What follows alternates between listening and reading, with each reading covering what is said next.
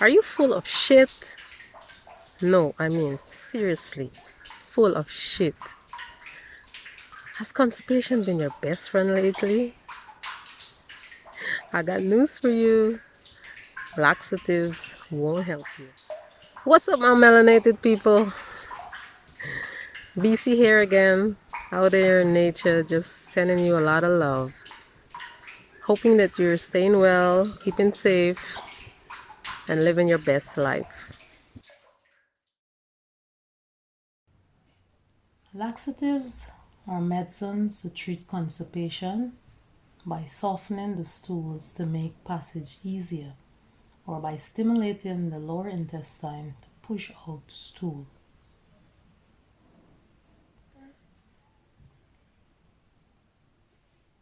Now, the overuse of laxatives can lead to electrolyte disturbances, dehydration, and mineral deficiencies.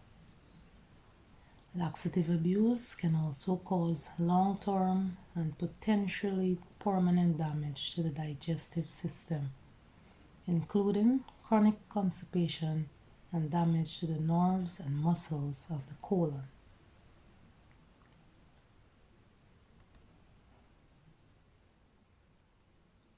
After taking laxatives for a period of time, the body begins to rely on the help of the laxative in order to move waste through the body.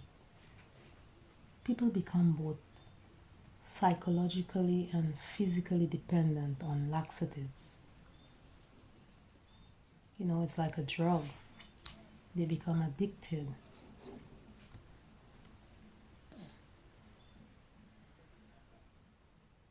So let's examine some of the risks associated with laxative abuse or overuse of laxative. The first risk is constipation. Now, laxatives are used to treat constipation, but when abused, laxatives can actually cause constipation to worsen.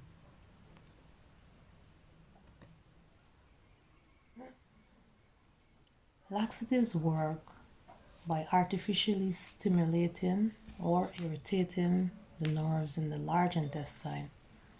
This stimulation makes the intestinal muscles contract and move the stool out of the body. But when used for too long or at too high of a quantity, laxatives can damage the nerves. Keeping the colon empty is also risky. When the muscles in the colon are prevented from working as they should, they weaken over time. Together, these side effects interfere with normal bowel movements. The person may become dependent on higher and higher doses of a laxative to move the stool out.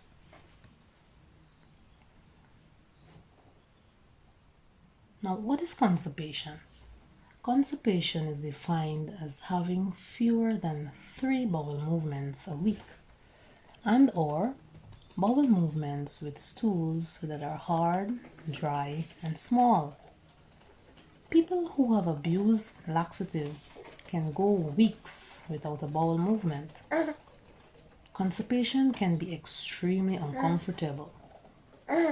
Symptoms include bloating, abdominal pain, and overall discomfort. So, the first risk we looked at was constipation.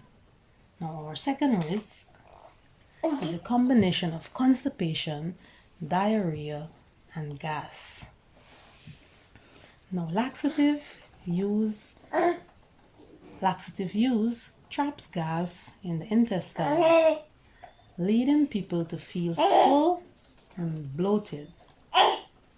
This can cause the laxative user to try to treat those symptoms with more laxatives, setting up a vicious cycle. In some people, the frequent bowel movements that come from diarrhea also irritate the rectum and anus, resulting in sores, bleeding, or pain while using the toilet. Our third risk, Dehydration. Now, laxatives don't help remove calories, but they do remove water from the body. When too much fluid is lost in diarrhea caused by laxative abuse, people may become dehydrated. Dehydration puts stress on the organs and can be fatal if not treated promptly. Symptoms include thirst, decreased urination, headache, lightheadedness, diminished sweating, dry mouth, weakness, and fatigue. Do any of these sound familiar? Be careful now. Our fourth risk, electrolyte abnormalities. Now, electrolytes such as sodium, potassium, and chloride are lost at abnormally high rates in diarrhea. This can lead to weakness, irregular heartbeats, and sudden death.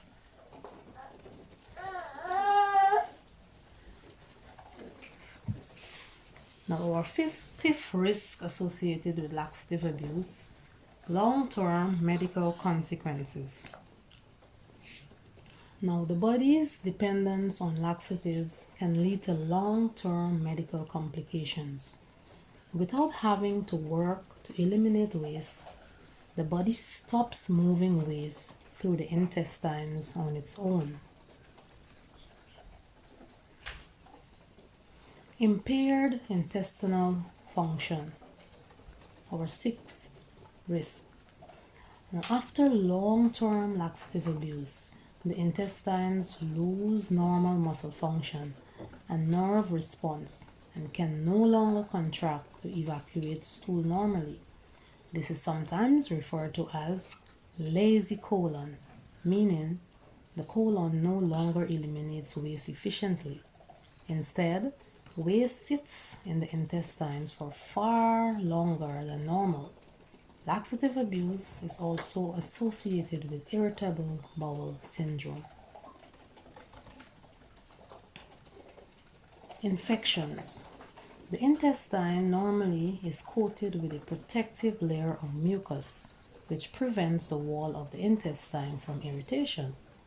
The intestines also contain bacteria which are necessary for immune system function and overall health. So what do you think will happen when you overuse laxative? Of course, it's going to get rid of that mucus lining, get rid of those bacteria, and then leave the colon vulnerable.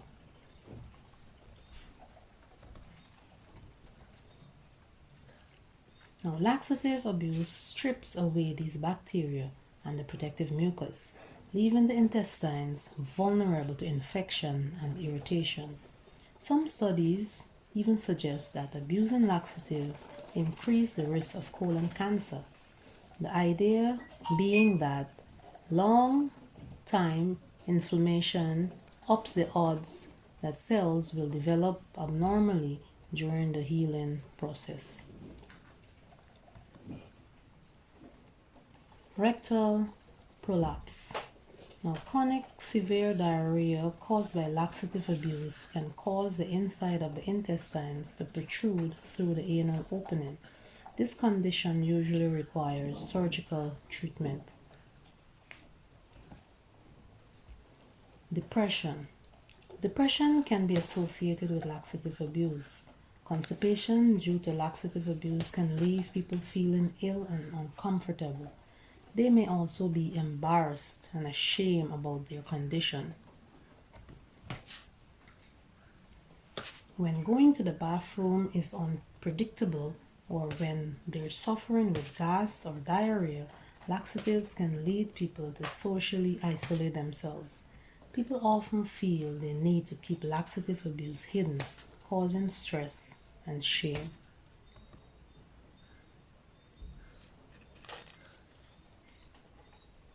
So the question may be asked, how do we prevent constipation? Now, you prevent constipation by first starting with peace on your plate. Now, what you eat will determine how the body functions overall. So we have to be very mindful as to some of the things that we feed ourselves with, right? For example, too much sugars, starches. These are just some of the things that will contribute to constipation, okay? And of course, there are many other. So do your research, talk to nutritionists, talk to others, share experiences. That's how we learn, right? But a plate that is full of peace will contribute peace eventually to all of your organs.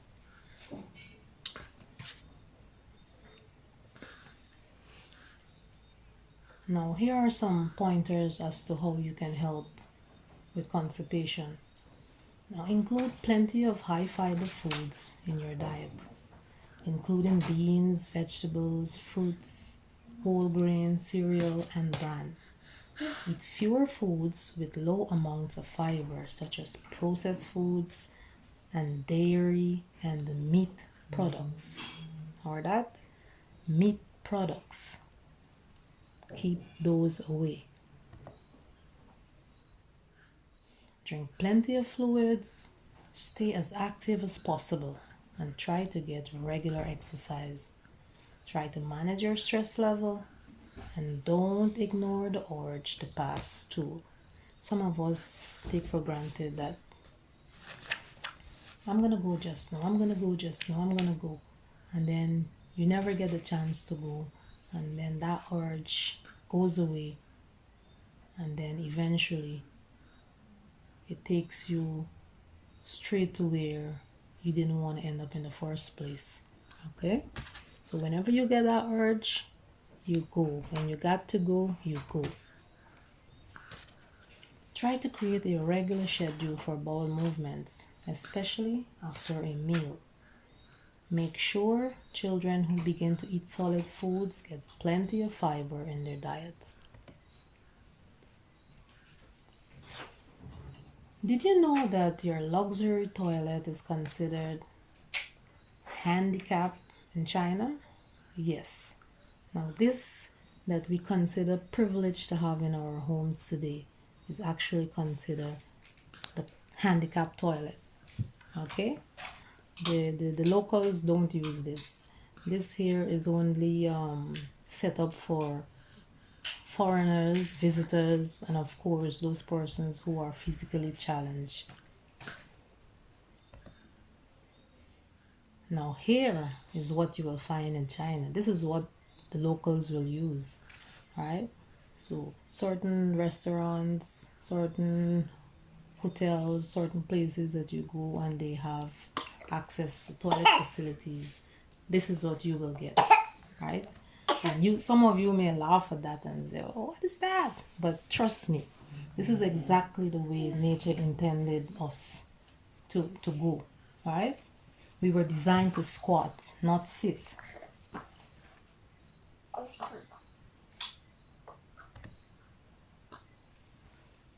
Alright, here you can see that now persons have innovated the stool, right, which they call a squatty potty.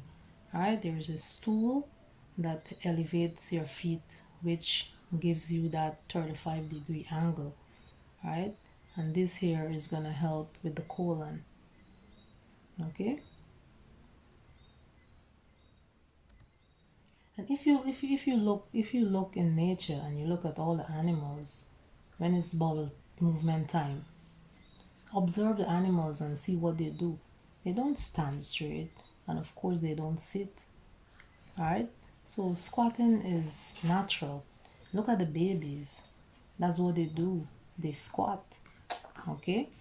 Now here it's showing you, the first image is showing you when you sit, how your colon is presented, and the second image shows you when squatting what happens. All right, So squatting actually helps the colon to move along the waist.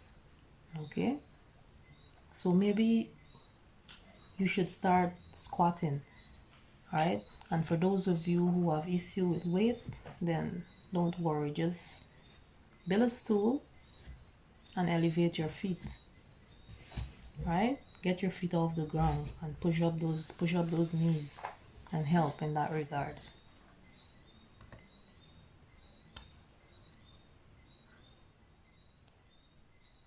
Okay, and this is just a good joke, right? Now sometimes we see people and we envy them, right? But we do not know what's going on, huh? But for those of you who know the old saying, right? When a man has a big belly, he has a lot of monies, but that may not be the case, right? Okay, that may not be the case at all. So my friend in the red hair sees something different, right? She sees unhealthiness.